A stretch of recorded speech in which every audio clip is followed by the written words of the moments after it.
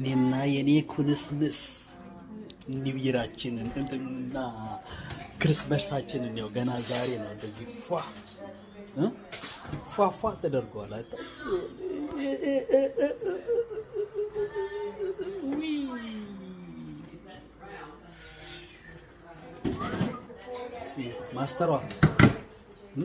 ማስተሯ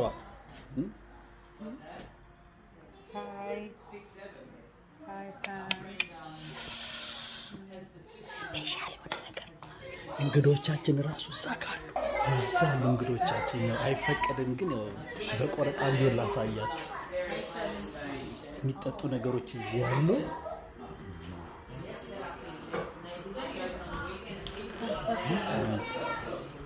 ኑልን በሎለን ባዶ